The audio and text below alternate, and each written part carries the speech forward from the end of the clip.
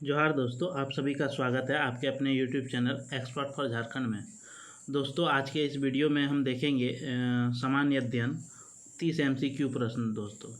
ठीक है, और ये 30 MCQ प्रश्न जो होगा आपका ये व्याख्या के साथ होगा, जो कि आपको प्रत्येक प्रश्न का व्याख्या बताया जाएगा दोस्तों।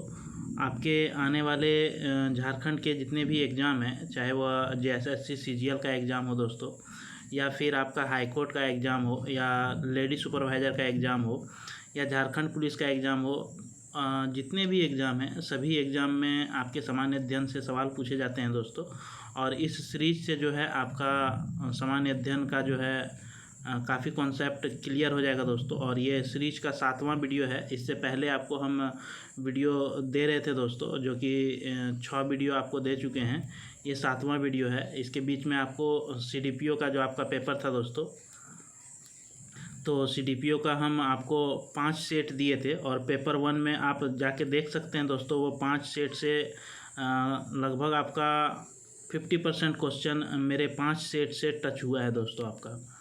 ठीक है, तो जो भी CDPO का एग्ज़ाम दिए हैं उसका क्या स्कोर आ रहा है वो आप हमें कमेंट बॉक्स में बताइए दोस्तों। इसके बाद आपका जो है CDPO का हम एक कटअप का वीडियो बना देंगे कि क्या कटअप जा सकता है आपका CDPO में, और आपका कितना नंबर आ रहा है, तो आप अपने आप को सेफ स्कोर मान सकते हैं दोस्तों।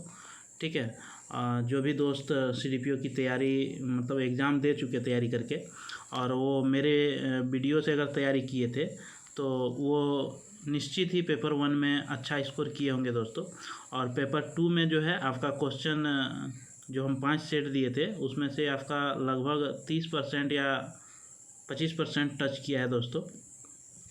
क्योंकि पेपर 2 टच नहीं हुआ दोस्तों, क्वेश्चन उसमें बहुत ज़्यादा डिफ़िकल्ट पूछ दिया था और टफ़ था दोस्तों, इसलिए उसमें आपका साइंस जो है केमिस्ट्री से उठाया गया था।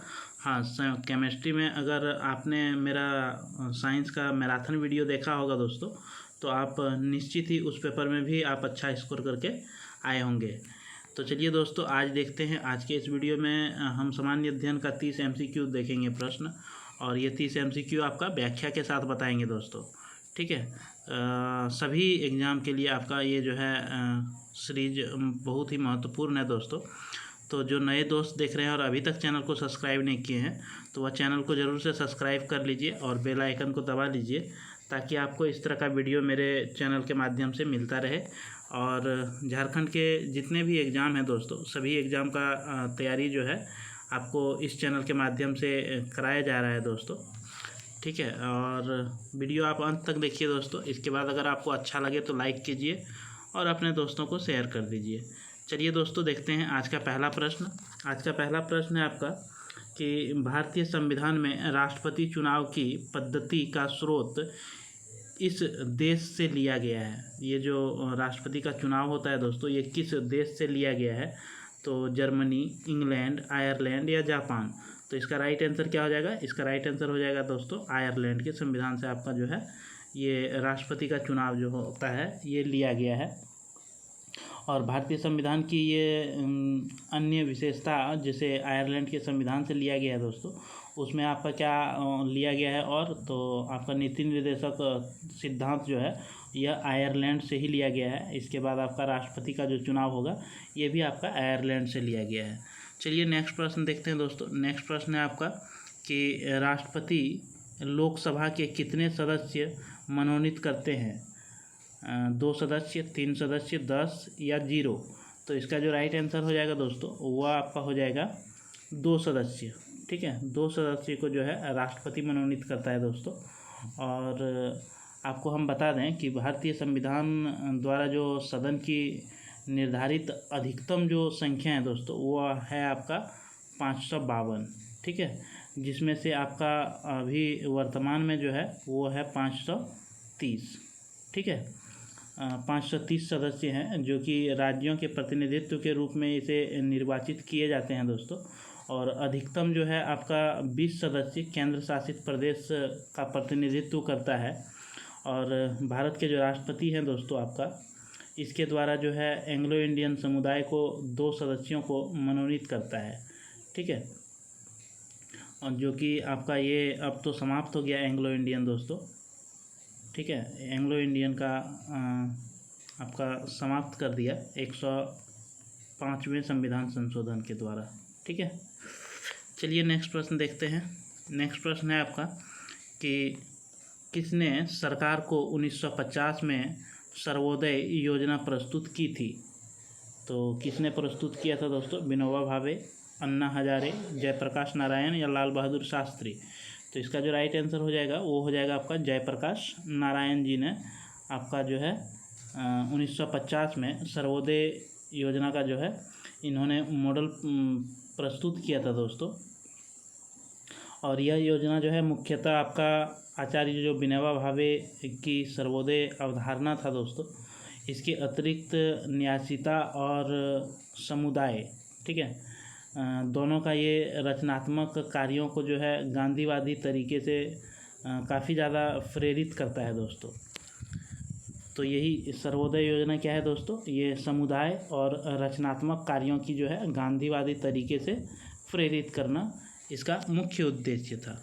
चलिए नेक्स्ट प्रश्न देखते हैं दोस्तों। नेक्स्ट प्रश्न है आपका कि निम्नलिखित में से कौन सा देश या भारत के साथ सबसे कम स्थलीय सीमा बांटता है। यानी कि भारत के साथ सबसे कम स्थलीय सीमा कौन सा देश के साथ बांटता है? बांग्लादेश, चीन, पाकिस्तान या म्यांमार। तो इसका जो आपका राइट आंसर हो जाएगा दोस्तों वो हो जाएगा म्यांमार के साथ, ठीक है। आपका ऑप्शन के अकॉर्डिंग बात कर रहे हैं हम दोस्तों। ऐसे तो आपका अगर सबसे स्थलीय सीमा देखा जाए तो वो अफ़गानिस्तान के साथ लगता है, ठीक है। अफ़गानिस्तान के सबसे कम सीमा अगर पूछे तो अफ़गानिस्तान के साथ, और सबसे अधिक सीमा अगर भारत के साथ किसी देश के साथ लगता है तो वो आपका बांग्लादेश है, ठीक है। सबसे अधिक में बांग्लादेश, सबसे कम में हो गया आपका अफ़गानिस्तान। यानी कि ऑप्शन के अकॉर्डिंग अगर देखेंगे तो यहाँ पे आपका म्यांमार हो जाएगा आंसर, ठीक है। तो आपको बता दें दोस्तों, बांग्लादेश के साथ जो सीमा आपका लगता है वो 4096 किलोमीटर लगता है, और सबसे कम सीमा जो लगता है अफ़गानिस्तान के साथ दोस्तों वो आपका 106 किलोमीटर लगता है, ठीक है। और आपका यहाँ पे ऑप्शन में म्यांमार है, तो म्यांमार का जो सीमा लगता है भारत के साथ वो लगता है 1643 किलोमीटर, ठीक है। चलिए नेक्स्ट प्रश्न देखते हैं। नेक्स्ट प्रश्न है आपका कि निम्नलिखित में से कौन सा किसी देश के व्यक्तियों की आय विषमता ज्ञात करती है। किसी भी देश का जो आय होता है दोस्तों वो किसके द्वारा निकाला जाता है, ज्ञात किया जाता है? लॉरेंज वक्र या मिन्हास वक्र या जेतली वक्र या चिदम्बरम वक्र। तो इसका जो राइट आंसर होगा दोस्तों वो हो जाएगा लॉरेंज वक्र के द्वारा। और ये जो लॉरेंज वक्र है दोस्तों, अर्थशास्त्र में लॉरेंज वक्र आय या संपत्ति के वितरण का आरेख्य प्रस्तुतिकरण जो है आपका किया जाता है इसी के द्वारा दोस्तों। और धन के वितरण की असमानता का जो प्रतिनिधित्व करने के लिए आपका 1905 में मैक्स ओ लॉरेंज, क्या नाम था? मैक्स ओ लॉरेंज द्वारा जो है विकसित किया गया एक मॉडल था दोस्तों। और लॉरेंज वक्र का प्रयोग प्रायः आर्थिक असमानता को प्रस्तुत करने के लिए जो है किया जाता है।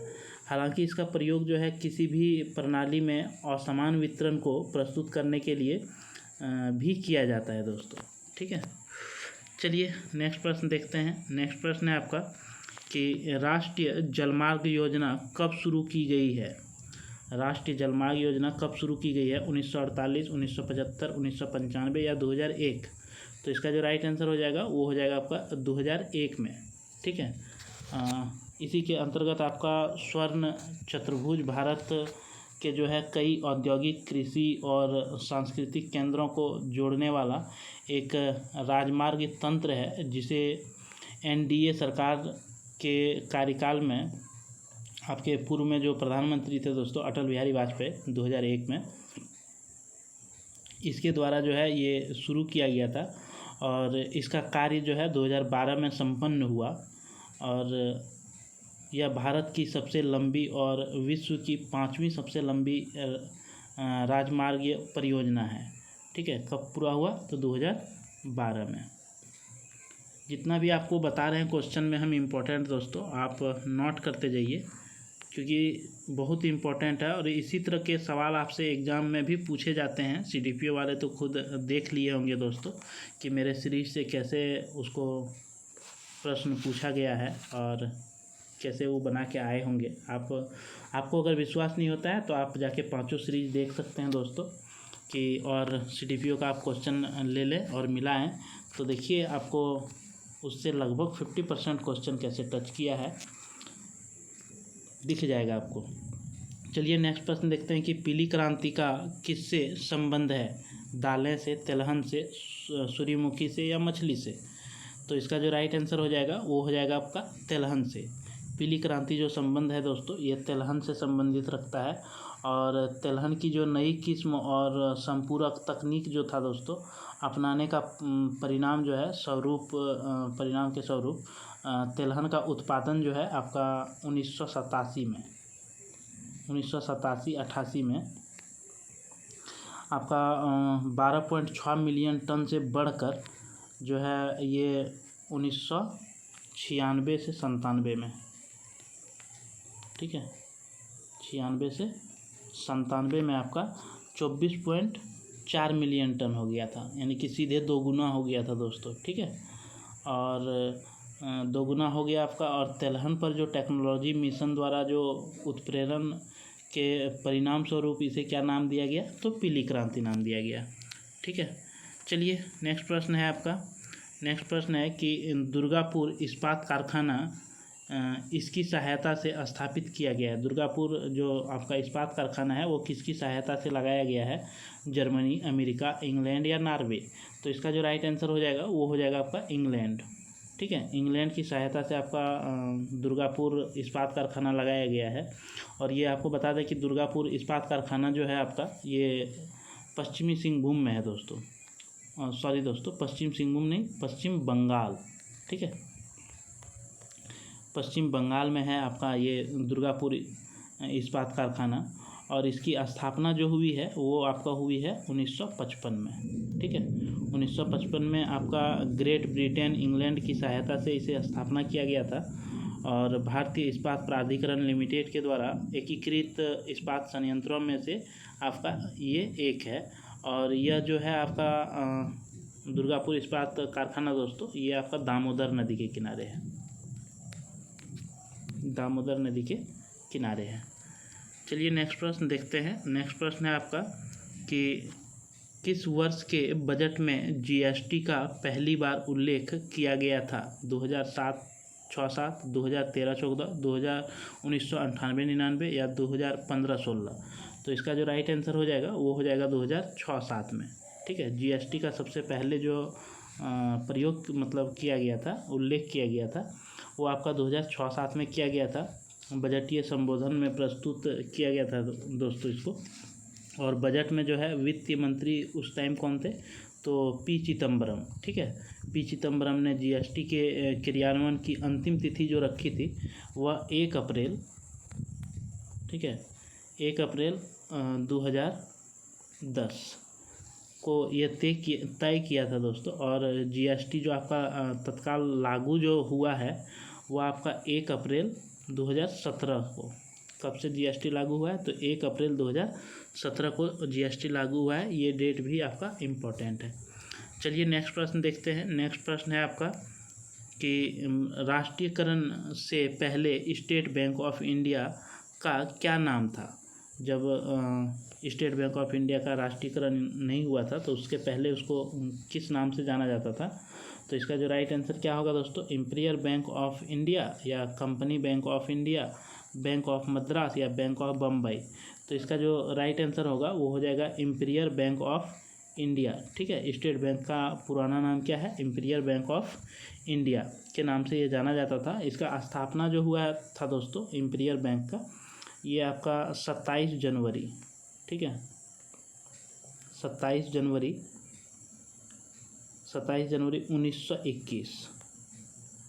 1921 का इसका स्थापना हुआ था। और भारतीय स्टेट बैंक के रूप में जो इसको अधिनियम में लाया गया दोस्तों वो आपका 1955 में आया था, ठीक है।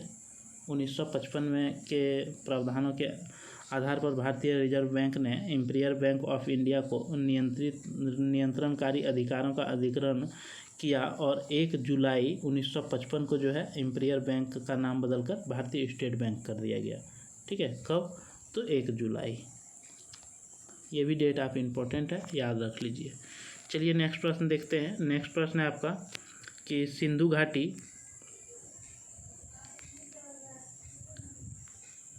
घाटी सभ्यता के बारे में इनमें से कौन सा कथन सत्य है? आपको सत्य कथन बताना है दोस्तों। तो सत्य कथन क्या हो जाएगा?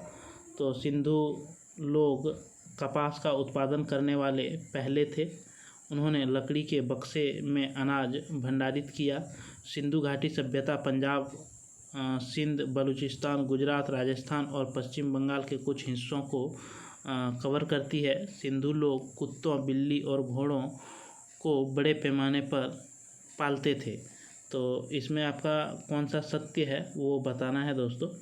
तो इसका जो राइट आंसर हो जाएगा वो हो जाएगा आपका सिंधु के लोग कपास उत्पादन करने वाले पहले थे। ये आपका सत्य है दोस्तों। ठीक है, सिंधु घाटी में जो है किसान पहली बार जो है सूत काटने और बुनाई करने का प्रमाण मिलता है और दुनिया में कहीं भी आपको ज्ञात हो कि कपास के शुरुआती निशान आपको सिंधु घाटी सभ्यता में ही पाए गए हैं दोस्तों। और 1929 में जो पुरातात्विक विद था 1929 में, ठीक है, आपके मोहनजोदड़ो से जो है सूती वस्त्रों के टुकड़े बरामद हुए थे जो कि अब पाकिस्तान में है दोस्तों। और 3250 और 2750 ईसा पूर्व के बीच जो है कपास सिंधु घाटी सभ्यता से होने का एक प्रमाण मिला है। ठीक है, कब? तो 1929 में। चलिए नेक्स्ट प्रश्न देखते हैं। नेक्स्ट प्रश्न है आपका कि दिल्ली में कुतुब मीनार दुनिया का सबसे ऊंचा ईंट का बना मीनार है। इनमें से कौन से राजा ने इसका निर्माण में योगदान नहीं दिया था? यानी कि कुतुब मीनार बनाने में किसका योगदान नहीं था? फिरोज शाह तुगलक, कुतुबुद्दीन ऐबक, अलाउद्दीन खिलजी या इल्तुतमिश। तो इसका जो राइट आंसर हो जाएगा दोस्तों वह हो जाएगा अलाउद्दीन खिलजी। ठीक है, इसमें अलाउद्दीन खिलजी का आपका कुतुब मीनार में कोई योगदान नहीं था। और फिरोज शाह तुगलक, कुतुबुद्दीन ऐबक और इल्तुतमिश, ये तीनों शासक का जो है किसी न किसी रूप में कुतुब मीनार का से संबंधित इन्होंने काम किया दोस्तों। जैसे कि आपको बता दें कि दिल्ली सल्तनत के जो संस्थापक हैं आपके कुतुबुद्दीन ऐबक साहब हैं और इन्होंने आपका 1192 ईस्वी के आसपास जो है कुतुब मीनार के पहले मंजिल का निर्माण शुरू किया था। ठीक है, 1192 में।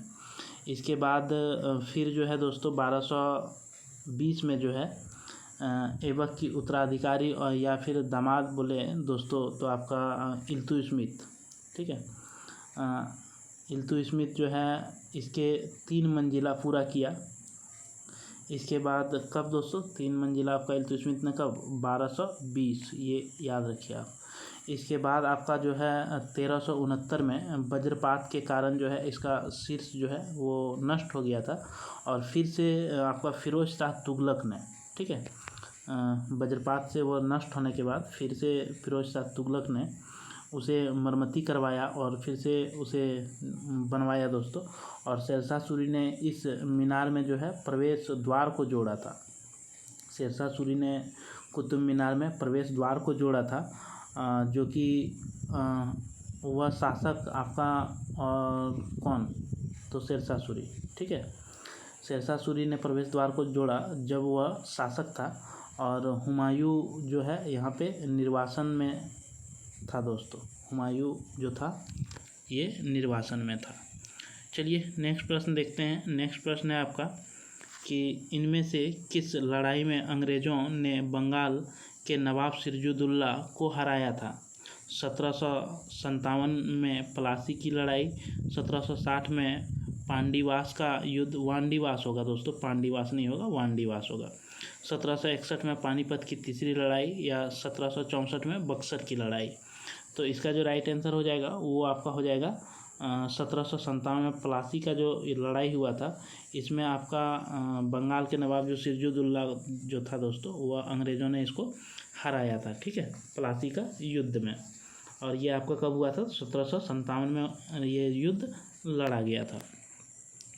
चलिए नेक्स्ट प्रश्न देखते हैं। नेक्स्ट प्रश्न है आपका कि इनमें से कौन सा महाद्वीप सही गंग से अपने सबसे बड़े देश से मेल खाता है?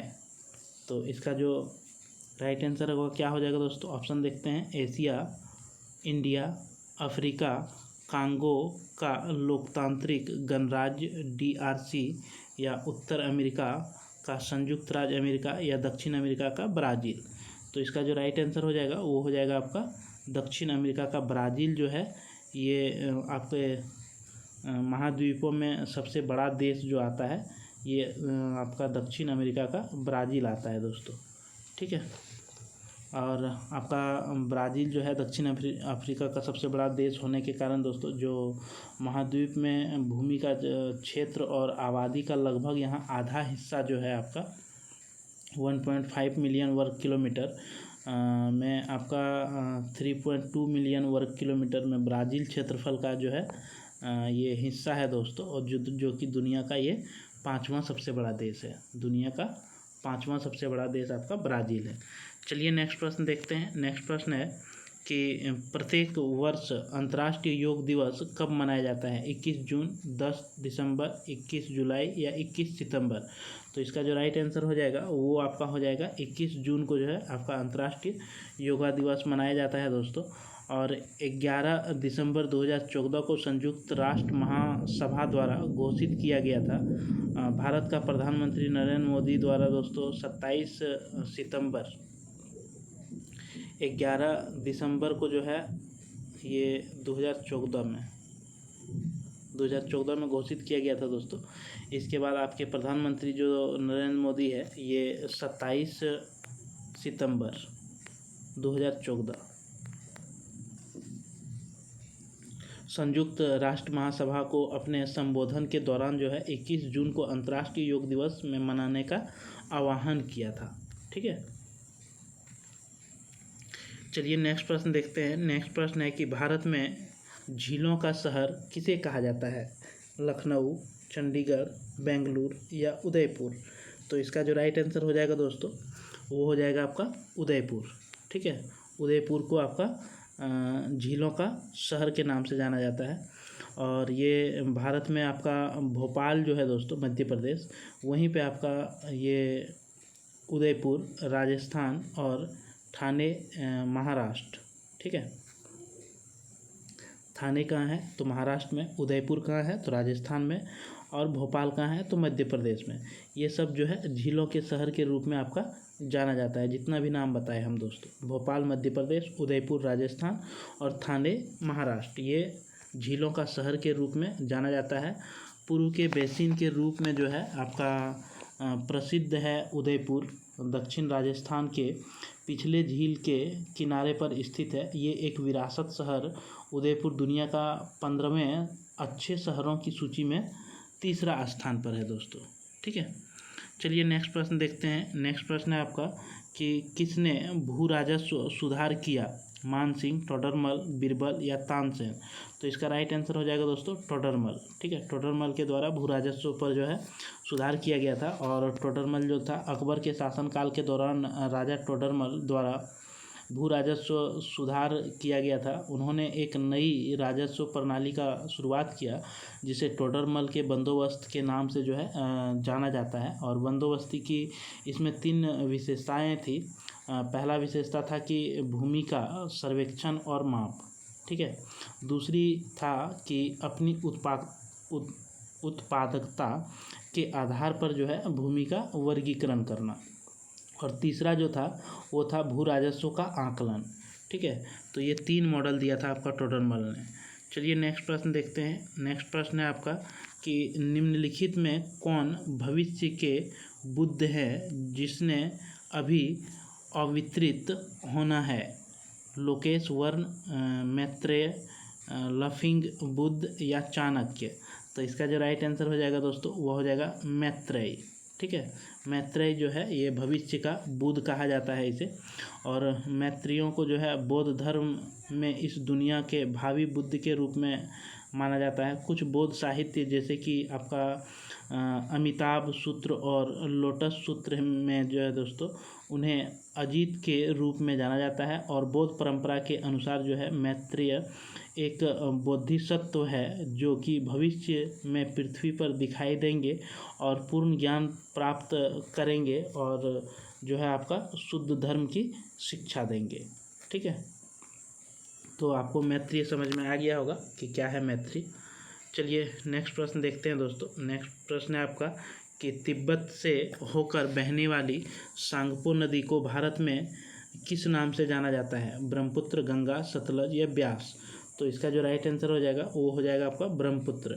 ठीक है, सांगपो ये तिब्बत से जो होकर बहने वाली जो नदियाँ हैं सांगपो दोस्तों, इसको भारत में ब्रह्मपुत्र के नाम से जाना जाता है। और सांगपो ये तिब्बत में जो है आपका, तिब्बत कहाँ पड़ता है? तो ये चीन में पड़ता है। चीन में इसका नाम जो है वो सांगपो के नाम से जाना जाता है और भारत में आपका ब्रह्मपुत्र के नाम से जाना जाता है।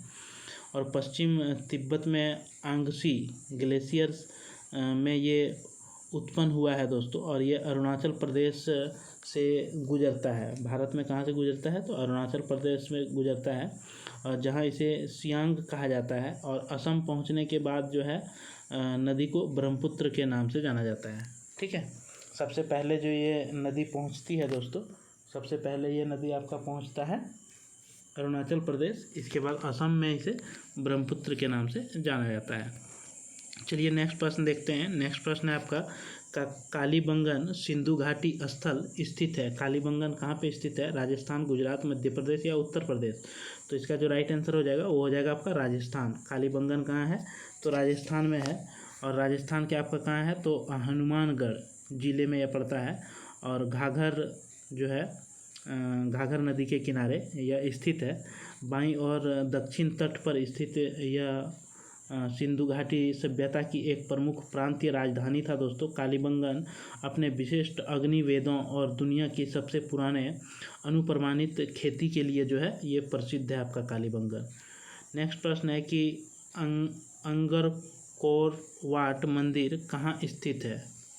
अंगकोर वाट मंदिर जो है ये कहाँ स्थित है? थाईलैंड, मलेशिया, कंबोडिया या म्यांमार? तो इसका राइट आंसर हो जाएगा दोस्तों कंबोडिया। ठीक है, अंगकोर वाट जो है मंदिर है आपका, ये आपका कंबोडिया में पड़ता है दोस्तों।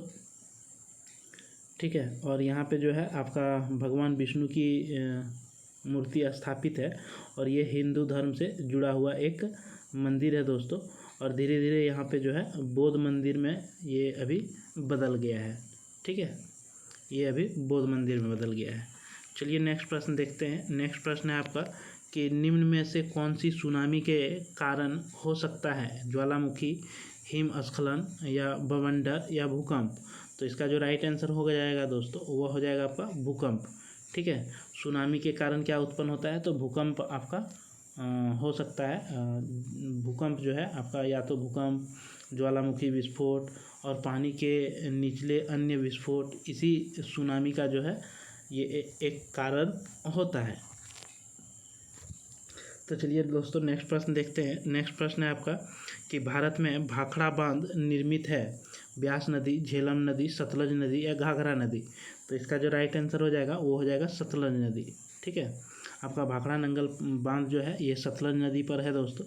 और भाखड़ा नंगल बांध हिमाचल प्रदेश के बिलासपुर में सतलज नदी पर ये बनाया गया एक ठोस गुरुत्वाकर्षण बांध है, जो कि पानी की मात्रा बांध और नागार्जुन सागर बांध के बाद जो है भारत का ये तीसरा सबसे बड़ा बांध है दोस्तों। जवाहरलाल नेहरू द्वारा जो है ये भाखड़ा नंगल बांध को जो है ये पुनरुत्थान भारत का एक नया मंदिर बताया जाता है या बताया गया है। ठीक है, तो ये आपका जो है तीसरा सबसे बड़ा जलाशय है। नेक्स्ट प्रश्न देखते हैं। सबसे पहला कौन हो जाता है दोस्तों? आपको तो बता दिए नाम अभी हम, नागार्जुन नहीं। चलिए नेक्स्ट प्रश्न देखते हैं। नेक्स्ट प्रश्न है आपका कि दक्षिण की गंगा के नाम से किस नदी को जाना जाता है? गोदावरी, कृष्णा, कावेरी या इनमें से कोई नहीं? तो इसका जो राइट आंसर हो जाएगा वो हो जाएगा गोदावरी। दक्षिण भारत में जो है गंगा के नाम से जाना जाने वाला नदी जो है आपका गोदावरी है। गोदावरी को दक्षिण भारत का गंगा बोला जाता है और ये प्रायद्वीपीय की सबसे बड़ी नदी बेसिन है दोस्तों। और ये बंगाल की खाड़ी में गिरने से पहले ये महाराष्ट्र, तेलंगाना, आंध्र प्रदेश, छत्तीसगढ़, मध्य प्रदेश, उड़ीसा, कर्नाटक और पुडुचेरी राज्य से होकर जो है ये गुजरती है। चलिए नेक्स्ट प्रश्न देखते हैं। नेक्स्ट प्रश्न है कि तुंगभद्रा अभ्यारण्य कहाँ स्थित है? मध्य प्रदेश, उत्तर प्रदेश, कर्नाटक या पश्चिम बंगाल? तो इसका जो राइट आंसर हो जाएगा वो हो जाएगा आपका कर्नाटक। ठीक है, तुंगभद्रा जो अभ्यारण्य है ये कर्नाटक के बेल्लारी में स्थित है दोस्तों। और ये अभ्यारण्य जो है 492.46 वर्ग किलोमीटर में फैला हुआ है। और ये पैंथर, चीतल, सुस्त, भालू, चार सींग वाले मृग के लिए जो है ये प्रसिद्ध है। ठीक है, और आपको तुंगभद्रा का मतलब वह हिस्सा जो कि हम्पी को कोप्पल और बेल्लारी जिले से अलग करता है, यह भारत का जो है पहला उदबिलाव अभ्यारण्य घोषित किया गया है। ठीक है, चलिए नेक्स्ट प्रश्न देखते हैं। नेक्स्ट प्रश्न है आपका कि नंदा देवी पर्वत कहाँ स्थित है? उत्तराखंड, राजस्थान, हिमाचल प्रदेश या अरुणाचल प्रदेश? तो इसका जो राइट आंसर हो जाएगा वो हो जाएगा आपका उत्तराखंड। ठीक है, नंदा देवी पर्वत कहाँ है? तो उत्तराखंड में आपका पड़ता है दोस्तों। उत्तराखंड के आपका चमोली जो जिला है वहाँ पे आपका क्या है? नंदा देवी पर्वत है। और नंदा देवी आपका पश्चिम में जो है ये ऋषिकेश गंगा जो है वहीं पे है दोस्तों, ऋषिकेश गंगा घाटी। और गौरी गंगा घाटी भी आपका यहीं पे है। और शिखर जिसका नाम जो है आशीर्वाद देने वाली देवी कहा जाता है। उत्तराखंड हिमालय का संरक्षक देवता भी माना जाता है। यह भारत का जो है दूसरा सबसे ऊंचा पर्वत है। और देश का अगर बात करें, देश के भीतर जो है ये पूरी तरह से आपका भारत देश में पूरी तरह से ये स्थित है। ठीक है, चलिए नेक्स्ट प्रश्न देखते हैं। नेक्स्ट प्रश्न है कि जय संहिता मूल नाम है रामायण, भागवत गीता, पंचतंत्र या महाभारत? जय संहिता किसे कहा जाता है? तो इसका राइट आंसर हो जाएगा महाभारत को। ठीक है, महाभारत को आपका जय संहिता कहा जाता है। और व्यास के द्वारा ये लिखा हुआ महाभारत जो है दोस्तों किसने लिखा है? तो वेद मुनि जो है वेद व्यास ने आपका इसे रचना किया है, जिसे जय संहिता कहा जाता है। और जय संहिता का जो अर्थ है वह विजय की पुस्तक। और इसमें जो लिखा हुआ है दोस्तों 8800 छंद हैं। ठीक है, महाभारत में। और इसमें पूरा युद्ध रणनीति का एक ये ग्रंथ है। इसमें जो है आपका कुरुक्षेत्र के बारे में जो है वर्णन किया गया है महाभारत में। ठीक है, चलिए नेक्स्ट प्रश्न देखते हैं। नेक्स्ट प्रश्न है कि लोकसभा की प्रथम महिला सभापति कौन थी? सुमित्रा महाजन, नजमा हेपतुल्ला, मीरा कुमार या प्रतिभा पाटिल? तो इसका जो राइट आंसर हो जाएगा वो हो जाएगा मीरा कुमार। ठीक है, नाम से आपको लग रहा है कि ये पुरुष है दोस्तों, लेकिन नहीं, ये एक महिला थी जो कि आपका कांग्रेस की ये राजनीतिक मीरा ने 2009 में 2009 से 14, ठीक है, 2009 से 14 तक लोकसभा की पहली महिला अध्यक्ष के रूप में इन्होंने कार्य किया दोस्तों। और वह 5 बार सांसद रही। वह जो है 2017 के चुनाव में भारत के राष्ट्रपति के पद के लिए संयुक्त प्रगतिशील गठबंधन उम्मीदवार थी। उन्होंने 2004 से 2019 के दौरान उन्होंने सामाजिक न्याय और अधिकारिता मंत्रालय में कैबिनेट मंत्री के रूप में भी काम किया। ठीक है, और अध्यक्ष के रूप में कब काम किया? 2009 से 2014 तक। चलिए नेक्स्ट प्रश्न देखते हैं। नेक्स्ट प्रश्न है आपका कि किस खेल के बटरफ्लाई शब्द संबंधित है? कबड्डी, क्रिकेट, फुटबॉल या तैराकी? तो इसका जो राइट आंसर हो जाएगा वो हो जाएगा तैराकी। ठीक है, बटरफ्लाई जो संबंध है आपका वह तैराकी से संबंध है दोस्तों। और बटरफ्लाई छाती के बल पर जो है किया जाने वाला एक तैराकी स्ट्रोक है, जिसमें से दोनों हाथों को सम्मिलित रूप से जो है चलाते हैं। साथ ही बटरफ्लाई किक या डॉल्फिन किक भी इसे कहा जाता है। यह एक बहुत ही कठिन स्ट्रोक है जिसमें कि अच्छी तरीके से इसमें मांसपेशियों की आवश्यकता होती है दोस्तों तैराकी के लिए। चलिए नेक्स्ट प्रश्न देखते हैं और ये आज का अंतिम प्रश्न होगा आपका दोस्तों। इस तरह से अब आपको साइंस और कंप्यूटर का भी हम सीरीज लाएंगे दोस्तों। 20 साइंस जीके और 20 आपका कंप्यूटर, यानी कि फुल्ली रूप से अगर देखा जाए तो आपके सीजीएल का जो है काफ़ी ज़्यादा यहाँ से मदद मिलेगा दोस्तों। और 30 एमसीक्यू प्रश्न आपको दे रहे हैं। सीजीएल में भी आपका 30 एमसीक्यू प्रश्न पूछा जाता है सामान्य अध्ययन से, और आपका जो है 20 पूछा जाता है आपका साइंस से और 20 आपका पूछा जाता है कंप्यूटर से। यानी कि फुल्ली रूप से आपका जो सिलेबस का मतलब सिलेबस है सीजीएल का, उसके अकॉर्डिंग आपके फुल सीरीज रहेगा दोस्तों। इसके बाद आप किसी भी एग्ज़ाम की अगर तैयारी कर रहे हों तो आपको जो है साइंस, कंप्यूटर या जीके आपको एक अच्छा स्कोर करके आप आइएगा अगर आप मेरे वीडियो को देखते हैं दोस्तों। ठीक है, आपकी तैयारी में जो है वो 4 चांद लग जाएगा। चलिए अंतिम प्रश्न देखते हैं। भारत के उपराष्ट्रपति के निष्कासन का प्रभाव प्रस्तुत होना चाहिए लोकसभा, राज्यसभा, किसी एक सदन में या इनमें से कोई नहीं। तो इसका जो राइट आंसर हो जाएगा वो हो जाएगा राज्यसभा में। ठीक है, इसका जो उपराष्ट्रपति है इसका एक प्रभावी बहुमत के द्वारा पारित विधेयक के माध्यम से राज्यसभा के प्रस्ताव के द्वारा जो है हटाया जा सकता है। सदन की प्रभावी शक्ति जो है वह 50% होना चाहिए और प्रभावी बल जो है कुल शक्ति या फिर आपका जो रिक्त की संख्या है उसके घटा जो है कुल शक्ति में घटा देंगे रिक्त की संख्या के बराबर होना चाहिए दोस्तों। इस तरह के प्रस्ताव को जो है एक साधारण बहुमत लोकसभा के कुल सदस्यों की 50% और मतदान करने वाले को पारित करना होता है, जो कि आपका अनुच्छेद 67 का बी। ठीक है, अनुच्छेद 67 का बी में ये वर्णित है। तो आप कमेंट में बताइए दोस्तों कि वीडियो आपको कैसा लगा। अगर वीडियो अच्छा लगा हो दोस्तों तो आप एक लाइक कर दीजिए और अपने दोस्तों को शेयर कर दीजिए। और जो नए दोस्त देख रहे हैं और अभी तक चैनल को सब्सक्राइब नहीं किए हैं तो चैनल को ज़रूर से सब्सक्राइब कर लीजिए, ताकि आपको झारखंड के कोई भी एग्ज़ाम हो दोस्तों तो आपको जो है किसी भी एग्ज़ाम की तैयारी इस चैनल के माध्यम से आपको कराया जाएगा। तो चलिए हम नेक्स्ट वीडियो में फिर मिलेंगे, तब तक के लिए मेरे तरफ से जोहार, धन्यवाद, जय झारखंड, जोहार झारखंड।